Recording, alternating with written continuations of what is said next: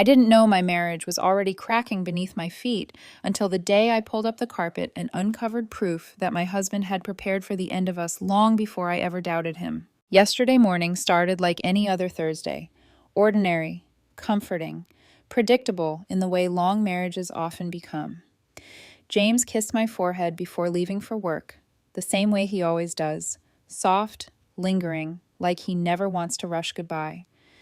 He reminded me to take breaks while working on the floors, promised to bring home dinner, sent me a dumb joke 10 minutes later that made me smile despite the dust already clinging to my clothes. Nothing about that morning felt like a warning. But by afternoon, I was sitting on a half-ripped hallway floor, surrounded by splintered carpet and fine brown dust, holding separation papers with our names already typed neatly across the top. Unsigned, waiting. And beneath them, tucked into a metal lockbox hidden under our floorboards, a letter written in my husband's handwriting, addressed not to me, but to himself. A letter that accused me of betrayal.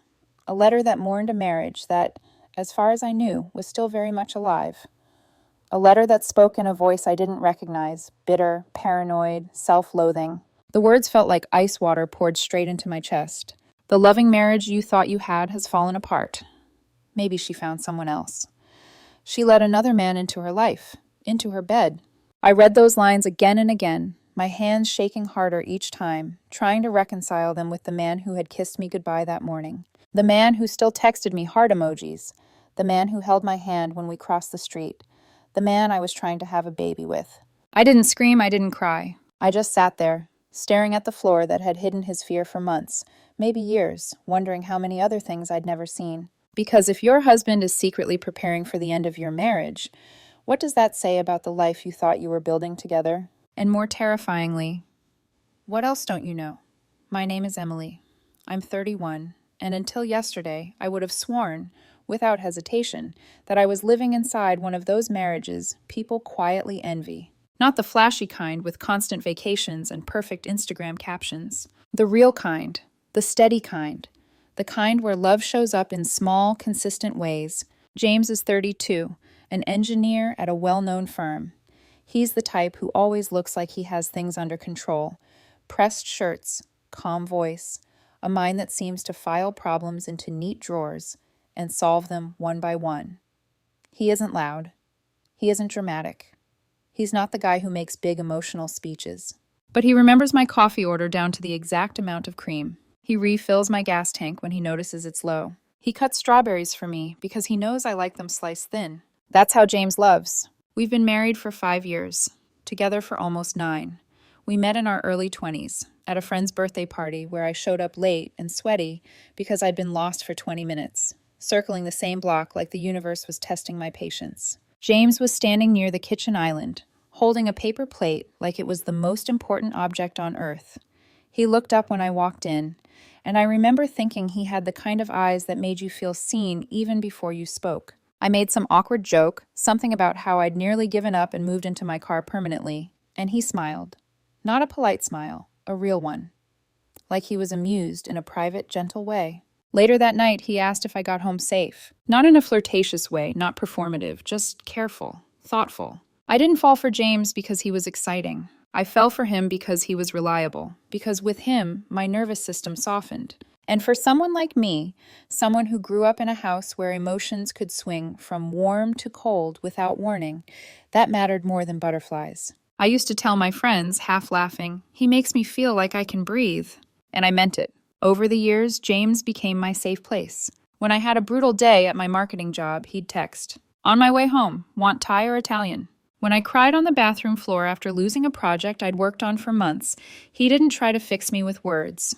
He just sat down beside me, pulled me into his chest, and stayed there until my breathing slowed. We weren't perfect. No one is. But we were solid. The kind of solid you stop questioning. So when we decided we were ready to try for a baby, it felt like the next natural step. Not a leap, not a gamble. We'd been trying for about 6 months. Nothing dramatic, no tests yet, no doctors. Just a quiet, hopeful routine. Tracking my cycle, laughing about timing, holding each other afterward in that tender space where you tell yourself, maybe this month. When it didn't happen right away, James would squeeze my hand and say, "It'll happen when it's supposed to." I believed him. 3 years ago, we bought our first house, an old 1940s bungalow with creaky floors and charm that almost felt like a personality. The kind of house where you can picture future Christmas mornings. The kind of place where you imagine a toddler running barefoot down the hallway. The previous owners had covered the original hardwood with carpet. Thick, ugly carpet that smelled faintly like old dust, no matter how much you vacuumed. I hated it from day one. And I'm the kind of person who can't live with something I hate if I know it can be fixed. So I started renovating. At first it was small. Paint, light fixtures, cabinet handles. Then, 8 months ago, I left my marketing job. It wasn't dramatic. No scandal, no firing. I was burned out. Tired of deadlines that swallowed my weekends and clients who treated creativity like a vending machine. James was doing well financially, and we agreed I could take a break and focus on the house for a while. He told me, "This is our home. I want you to enjoy it, not just survive in it."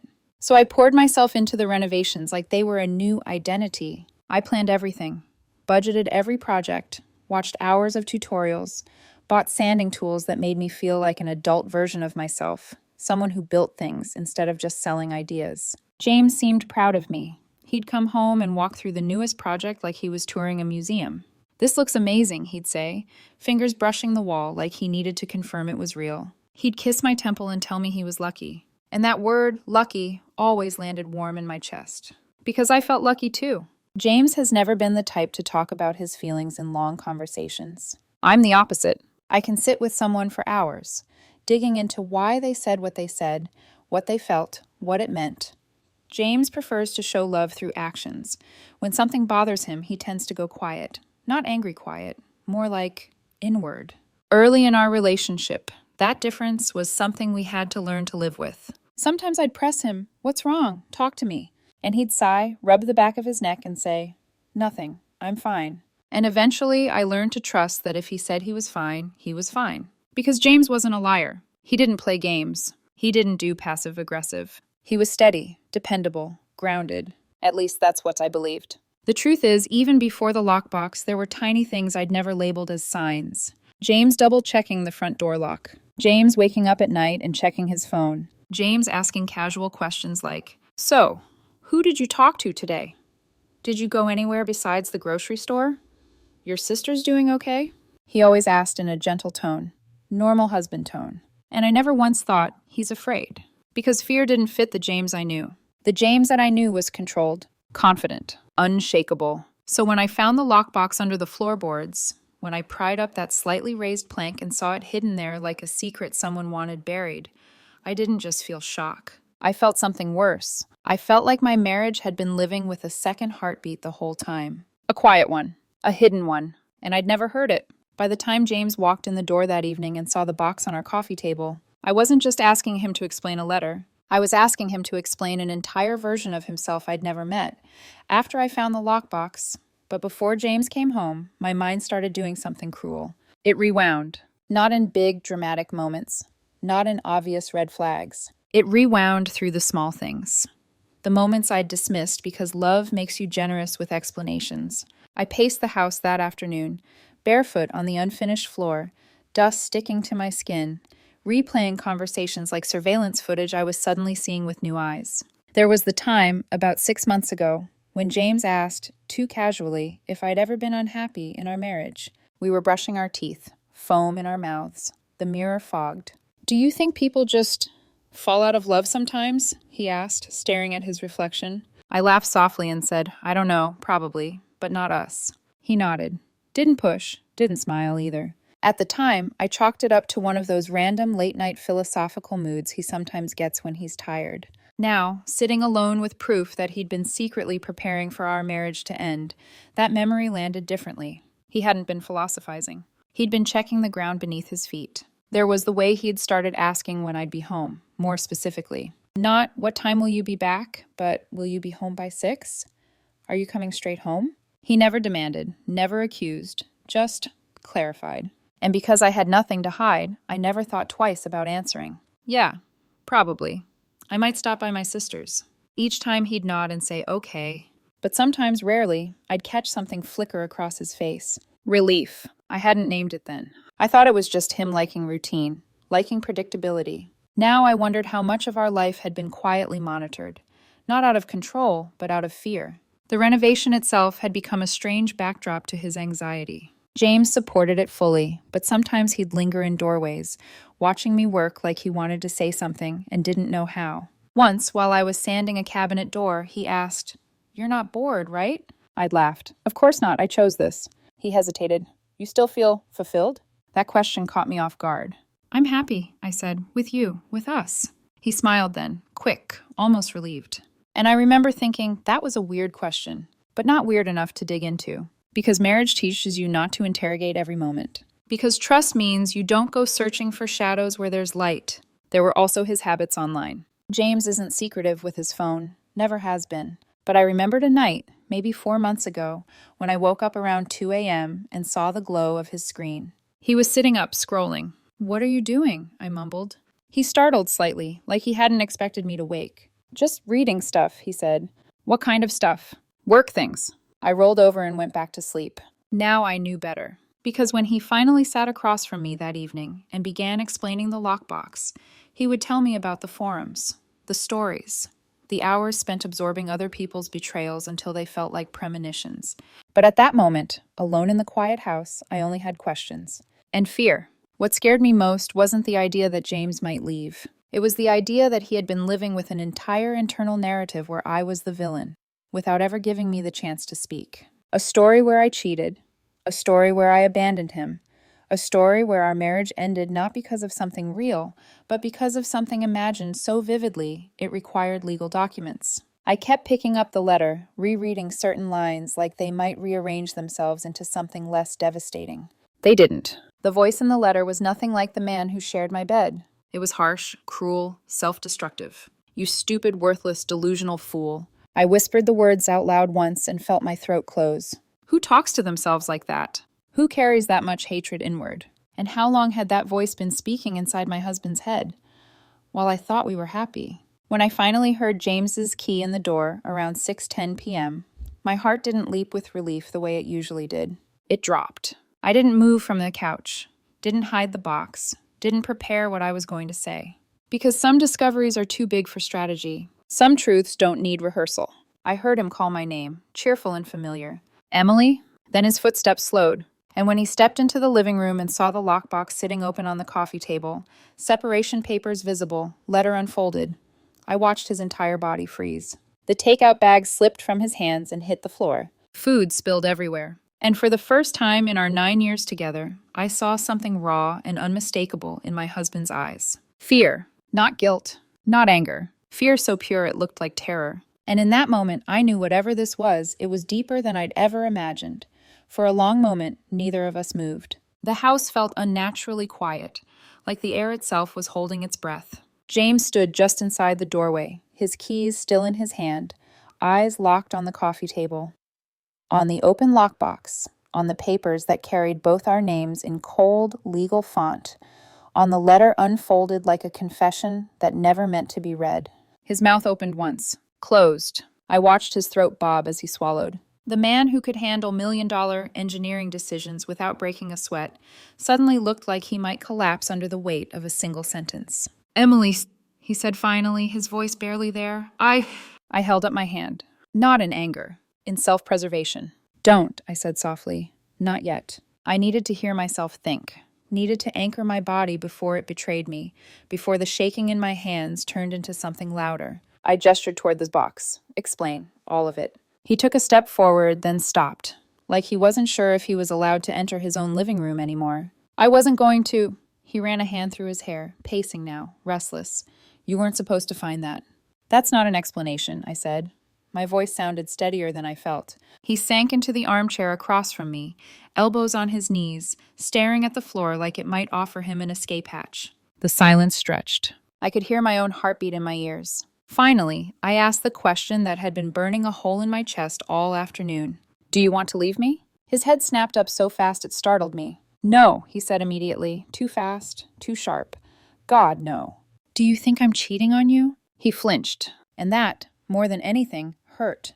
Because flinching meant the thought had lived somewhere inside him. "I don't think you are," he said carefully. "I never thought you were. Not really." Not really. I felt something fracture inside me. "Then why?" I asked, my voice cracking now despite my effort. Is there a letter under our floor accusing me of betraying you? James dragged his hands down his face. I was scared, he said. I waited. He didn't continue. So you prepared for the end of our marriage? I pushed.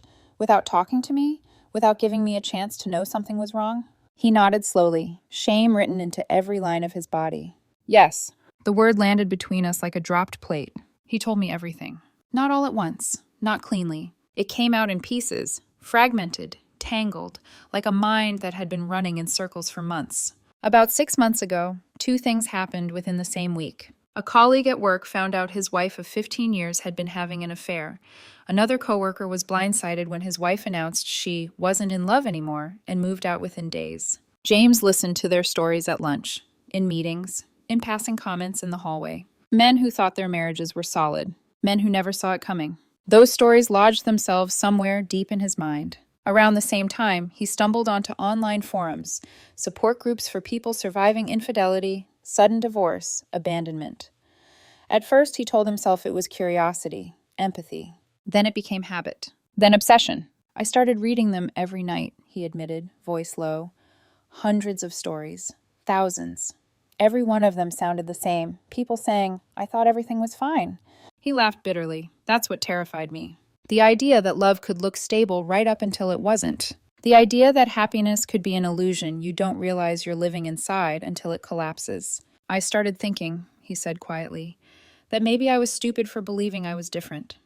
That eventually, you'd wake up and realize you could do better. I stared at him, at the man I loved, at the man who had built a secret escape plan from a nightmare he'd created in his own head. And instead of telling me, I said slowly, you went to a lawyer. He nodded.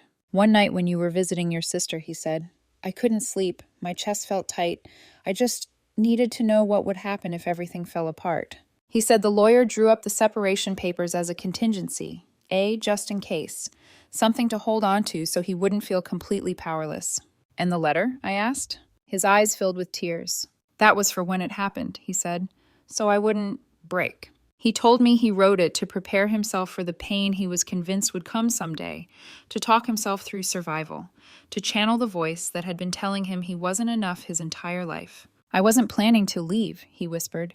I was trying to survive something that hadn't even happened. I believed him, and that terrified me almost as much as the alternative, because this wasn't betrayal. It was something quieter, something harder to fight, fear that had been allowed to grow in the dark. James slid off the chair and onto his knees in front of me. I'd never seen him do that before. I'm sorry, he said, over and over. I'm so sorry. I never meant to hurt you. I never meant for you to see me like this. I looked down at him, this man who had been my rock, my constant, my certainty. And for the first time, I realized something devastating. I hadn't married a man who trusted me completely. I'd married a man who loved me so deeply that he was already mourning my imagined loss. And I didn't know whether that was something we could survive.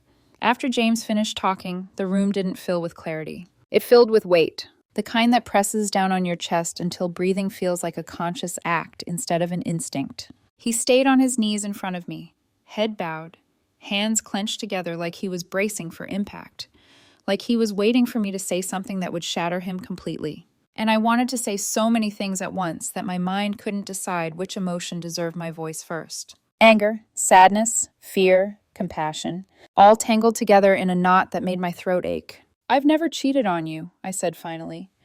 The words came out calm, but they carried everything I hadn't said yet. I've never even thought about it. I know, he said quickly. I do know that. But you didn't trust me enough to tell me you were afraid, I continued. You trusted strangers on the internet more than you trusted your wife. That landed. He flinched again. This time, like the truth stung more than accusation ever could. I didn't want to put that on you, he said. I didn't want to make my anxiety your burden. I shook my head slowly. You already did. You just did it alone. That's what hurt the most. Not the papers, not the letter. The loneliness he chose instead of partnership. I stood up and walked to the window, needing space, needing movement. Outside, the street looked exactly the same as it had that morning. Cars passed. Someone walked their dog. The world hadn't paused just because my understanding of my marriage had cracked open. I feel like I've been living next to a stranger, I said quietly. James didn't interrupt. I thought we were honest with each other, I continued. I thought if something was wrong, we talked about it. I thought that was our thing. It was, he said. I just failed at it. That word, failed, made something twist inside me. because I didn't want him to see himself as a failure. But I also couldn't pretend this was nothing. I turned back to him. When you wrote that letter, I asked, who was I in your mind? He hesitated. Someone who would eventually leave, he admitted. Someone who would get tired of me. Was I still kind? I asked. In that version of me? He swallowed hard. You were distant, he said. Unreachable, happy without me. I closed my eyes. It felt like mourning a version of myself I'd never been, but that he'd been grieving for months. You wrote like I betrayed you, I said. Like I hurt you. I was trying to prepare for how it would feel, he said, because I didn't think I'd survive it otherwise. That scared me more than anything else he'd said, because fear like that doesn't just disappear because you expose it. I sat back down, exhaustion crashing over me all at once. I don't know what to do with this, I admitted. I don't know how I'm supposed to feel. James looked up at me then, eyes red, face stripped of every defense he'd ever learned. I'll do anything, he said. Therapy, counseling, I'll burn the papers. I don't need grand gestures, I said gently. I need honesty. We sat there for a long time. Not touching, not fighting, just existing in the aftermath of a truth neither of us had been prepared for. Eventually, James spoke again, softer this time. There's something else, he said. My stomach tightened. What? I've always had these thoughts, he admitted. Not about you specifically, about people leaving, about things falling apart. I've had them since I was a kid. He told me about lying awake as a teenager, convinced his parents' divorce had been inevitable. About learning early that stability could vanish without warning.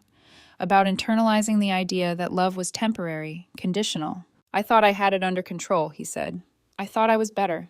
I looked at him and saw, not weakness, but someone who had been quietly carrying too much for too long. And still, that didn't erase the damage. That night, James slept in the guest room without me asking him to. I lay in our bed, staring at the ceiling, listening to the house settle around me. I wasn't angry enough to push him away. I wasn't calm enough to pull him close. I felt suspended in between, caught between loving a man who was hurting and grieving the safety I thought we shared.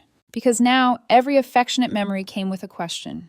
Was he present, or was he preparing for me to disappear? And as I drifted towards sleep, one thought looped in my mind again and again. Love built on fear isn't the same as love built on trust. And I didn't know yet which one we had. The days after the confrontation didn't explode. They strained. Everything between us felt fragile, like one wrong movement might cause something invisible to shatter. James moved through the house carefully, like a guest afraid of overstaying his welcome. He cleaned things that didn't need cleaning. He avoided my eyes unless I spoke first. When he did talk, every sentence sounded measured, edited before it ever reached his mouth. I hated that. I hated that the man who once felt like my safest place now looked like he was bracing for punishment that hadn't come. The first 3 nights, he slept in the guest room. Not because I asked him to. Because he said, I want to give you space. But space can be a double-edged thing. It gives you room to breathe, but also room to spiral.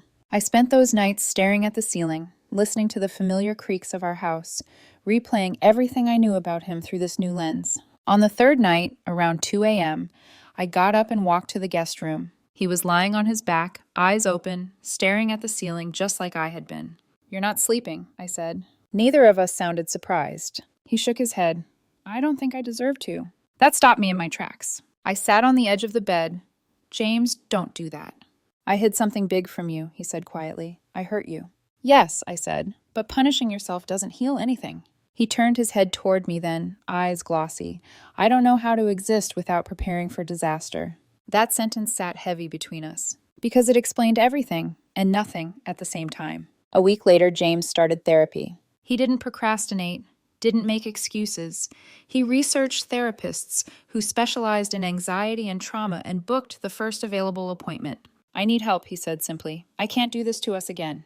His first session left him shaken. He came home quieter than usual, shoulders slumped, eyes distant. I didn't push him to talk. I made dinner. We ate in silence, the clink of forks against plates louder than it should have been. Later that night, he finally spoke. My therapist asked about my childhood, he said, about my parents. That was new. James rarely talked about his parents beyond surface-level facts. Divorced, contentious, long ago. What did you tell her? I asked. That my dad believed emotions were weakness, he said, and my mom wasn't really there, even before she left. He told me how his father used to mock him for being sensitive, how crying earned him lectures about manning up, how fear was treated like a flaw instead of a feeling. And when my mom had an affair, he said, voice tightening, my dad made sure I knew every detail. Who she slept with, how long it went on, how stupid he'd been for trusting her. I felt something cold settle in my stomach. That's a lot for a kid, I said carefully. I learned early, James continued, that love makes you stupid, that trusting someone means giving them the power to destroy you. He looked at his hands. So I promised myself I'd never be blindsided. And suddenly the lockbox didn't feel random anymore. It felt inevitable. The escalation wasn't loud. It was psychological. James began noticing patterns in himself he'd never named before. He admitted, quietly, ashamed, that sometimes he checked my phone when I was in the shower. Not because he believed he'd find anything, but because the anxiety demanded reassurance. He admitted he occasionally drove home during lunch just to make sure everything looked normal. That he rehearsed conversations in his head, imagined speeches where I told him I was leaving, imagined how he'd respond, how he'd survive it. Each confession felt like a tiny cut. Not because I thought he was dangerous, but because I realized how alone he'd been inside his own mind, and how blind I'd been to it. At the same time, my world started shifting. I found myself questioning my own instincts. How had I missed this? Had I been too focused on my projects, too content to accept stability without examining what it cost him? I felt guilt creep in, uninvited and unwarranted. Then anger would follow. Why was it my job to notice what he hid so well? We started couples therapy the following week. The therapist was calm, perceptive, and unafraid to sit in silence. She asked James why he didn't tell me about his fears. He said, because if I said them out loud, they might become real. She asked me how finding the lockbox made me feel. I said, like I was living in a marriage that had a secret exit door I never knew existed. That hit him harder than anything else. The house felt different now. The exposed floorboard in the hallway stayed uncovered, like a wound neither of us was ready to close. James offered to hire someone to finish the project. I said no. I told him, we need to face what's under there together first. He nodded. Every day brought new understanding and new tension, because awareness doesn't equal healing. It just means the wounds are finally visible. And some days, I wasn't sure whether seeing them would bring us closer or tear us apart completely. The breaking point didn't come during a fight.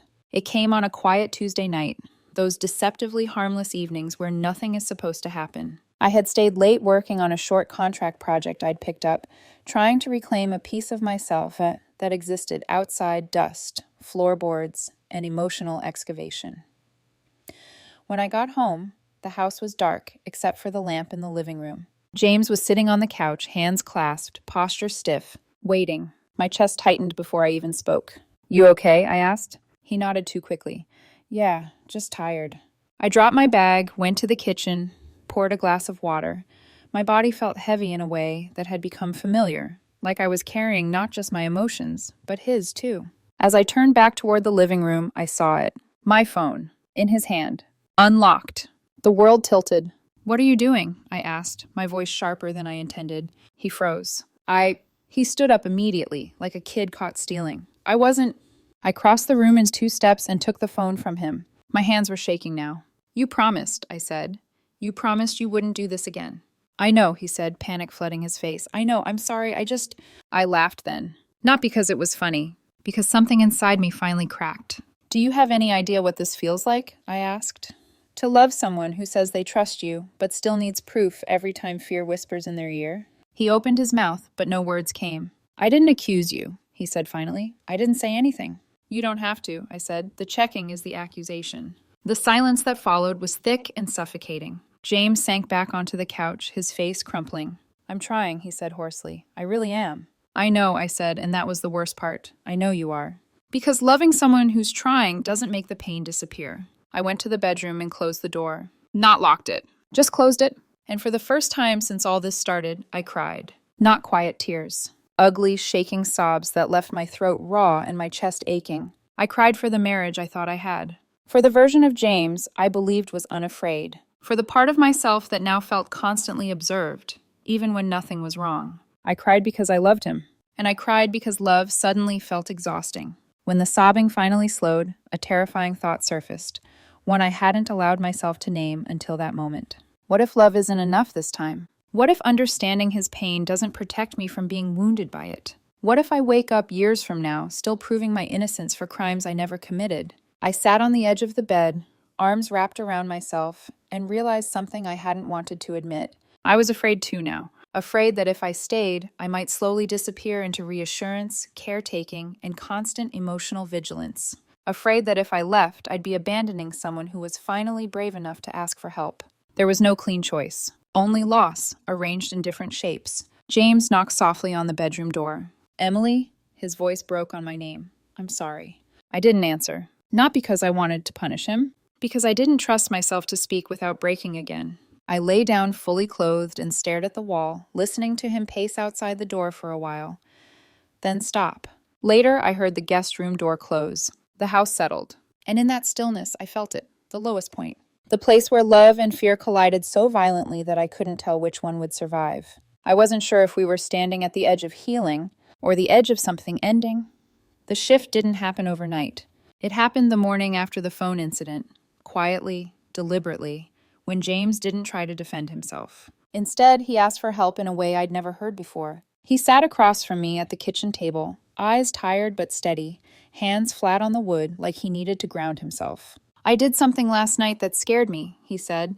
Not because I checked your phone, but because I couldn't stop myself even though I knew it would hurt you. I stayed silent, not cold, listening. I don't think this is just anxiety, he continued. I think something is wrong, and I need to figure out what it is before I lose you. That was the first time he said it out loud. Lose you, not as a prophecy, as a possibility he wanted to prevent. 2 days later, I went with him to his therapy session, at his request. His therapist, a woman with kind eyes and a calm, unflinching presence, listened carefully as James described the lockbox, the letter, the checking behaviors, the obsessive thoughts he couldn't shut off no matter how much he reassured himself. She asked questions that cut straight to the bone. How often do these thoughts come? What happens if you don't act on them? What does your body feel like when the fear hits? James answered honestly. He talked about the mental loops, the intrusive images of me leaving, the compulsion to prepare, to soften a blow that hadn't landed. The therapist nodded slowly. Then she said the words that changed everything. This sounds less like generalized anxiety, and more like obsessive-compulsive patterns rooted in attachment trauma. James stared at her. I felt my breath catch. She explained how intrusive thoughts don't reflect desire or belief, but fear. How compulsions aren't about control, but about relief. How people with relationship-focused OCD can become consumed by imagined betrayal, abandonment, or loss, even in stable, loving partnerships. This isn't because you don't trust your wife, she said gently. It's because your brain is constantly scanning for danger it learned to expect very early on. James started crying. Not quietly, not with shame, with relief. Because for the first time, the monster had a name. The diagnosis didn't excuse what he'd done, but it explained it. An explanation changes the terrain. Over the next few weeks, everything became intentional. James started medication alongside therapy, slowly, carefully, under supervision. The difference wasn't immediate, but it was real. He stopped checking my phone, not because he promised, because the compulsion loosened its grip. He told me when intrusive thoughts showed up instead of acting on them. Today was hard, he'd say. My brain tried to tell me stories. I didn't listen. And I learned something too. That reassurance isn't endless. That supporting someone doesn't mean disappearing yourself. In couples therapy, I said the thing I'd been afraid to admit. I can walk this with you, I told him, but I can't be the treatment. He nodded. I don't want you to be, he said. I want to be better, for us, not at your expense. One afternoon, about a month later, we went back to the hallway. The exposed floorboards still waited there, silent, accusing. James knelt down and ran his hand over the opening. I hid fear here, he said. I don't want it living under us anymore. We replaced the board together. Measured, sanded, secured. When it clicked into place, something in me eased. Not because everything was fixed, but because for the first time he wasn't preparing for the end. He was choosing the present. That night, we sat on the couch, closer than we had in weeks. I don't know what the future looks like, I said. He took my hand. Not tightly, not desperately. Neither do I, he said. But I want to live in it with you, not against it. And for the first time since I'd pulled up that carpet, I believed we might be moving forward. Not back to who we were, but towards something more honest. Healing didn't arrive like a sunrise. It came like construction. Slow, noisy, uncomfortable, necessary. The weeks after James's diagnosis forced us to confront a truth neither of us could ignore anymore. Love alone wasn't enough. Patterns had to change. Boundaries had to be real. Not symbolic, not temporary. Real. The first thing to go was secrecy. James gave me full access to his treatment plan, not because I demanded it, but because transparency was part of his recovery. I didn't monitor him. I didn't check his progress like a supervisor. I witnessed it. He told me when he felt triggered. He told me when his thoughts spiraled. He told me when he wanted to check and didn't. And I told him when I felt overwhelmed. That part was harder, because I'd been trained, quietly, unconsciously, to prioritize his emotional safety over my own. Couples therapy unearthed that quickly. Our therapist asked me, "What do you need to feel secure right now?" The question stunned me. I hadn't asked myself that in months. "I need to know I'm not responsible for managing his fear," I said slowly. "I need space to exist without constantly proving I'm trustworthy." James didn't argue. He nodded. "I don't want you to live on trial," he said. "I don't want to turn you into evidence." That sentence mattered, because intent doesn't erase impact, but accountability begins healing. There were consequences too, not dramatic ones, honest ones. We paused trying for a baby. That decision hurt more than I expected. For months, the idea of becoming parents had felt like forward motion, proof we were building something. But bringing a child into a relationship still stabilizing would have been unfair. To the child. To us. James was the one who said it first. "I don't want to pass this on," he told me. "I want to be steady before I become someone's foundation." That was growth. Painful, but real. I went back to work part-time. Not because we needed the money, but because I needed myself back. The renovations had started to feel like avoidance rather than creativity. Like if I just kept improving the house, I wouldn't have to sit with what had been uncovered inside it. Returning to my career gave me perspective. It reminded me that I wasn't just a partner in recovery. I was a whole person. James supported that without hesitation. He asked about my projects, celebrated my wins, gave me space when I needed it. Not as a strategy, as a shift. Trust rebuilt in small moments. In him leaving his phone on the table without anxiety. In him not asking where I'd been, just asking how my day was. In him catching himself mid-thought and choosing not to act on it. There were setbacks. One week, my workload increased, and I came home late several nights in a row. I saw the fear flicker in his eyes. But instead of checking, instead of spiraling, he said, "I'm struggling tonight. Can we talk?" We did. That mattered more than perfection. Not everything survived. The illusion of effortless safety died. The belief that love should never require work was dismantled. The version of our marriage where difficult emotions were swallowed quietly was gone. And honestly, that version didn't deserve to survive, because it was built on silence. One evening, months later, we sat in the living room where the lockbox had once sat. The coffee table was clear now. James looked around and said something that stayed with me. "I thought preparing for pain would protect me," he said, "but it only kept me from living." I squeezed his hand.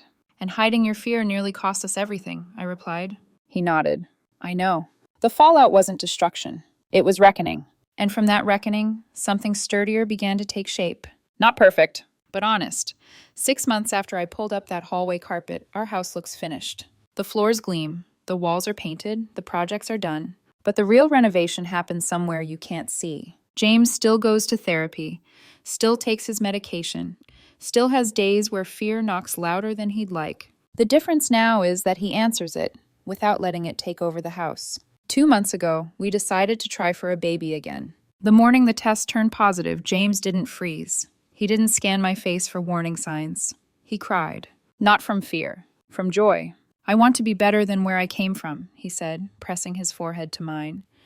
"I want our child to grow up knowing love doesn't disappear in silence." I believed him, not because love fixes everything, but because accountability changes people. We finished the last renovation together last weekend, the kitchen backsplash. As we cleaned up, James paused and said, "Do you ever think about how different things would be if you hadn't found that box?" I thought about it, about the hidden fear, the quiet monitoring, the contingency plans buried under our feet. "We might have looked happy," I said, "but we wouldn't have been honest." He nodded. "That box was a betrayal," he said, "but it was also a warning." And I understood what he meant. Some secrets aren't about deception. They're about fear that doesn't know how to speak. Our marriage isn't flawless. We still argue. We still misunderstand each other sometimes. The pregnancy has brought new worries we navigate carefully. But there are no hidden boxes now. No letters written to survive imagined futures. No floorboards hiding pain. When fear shows up, it's spoken aloud. When doubt creeps in, it's questioned, not obeyed. And when love is tested, it's chosen consciously, not assumed. Here's what I've learned. If someone prepares for your absence while standing beside you, it doesn't mean they don't love you. It means they're afraid. But fear, left unexamined, becomes destructive. And love, if it's going to last, has to be brave enough to pull the floorboards up and look at what's hiding underneath. Because secrets don't stay buried forever. They either rot or they're uncovered and transformed. We chose the second. And for the first time in a long time, our home feels solid, not because nothing could go wrong, but because nothing is hidden anymore.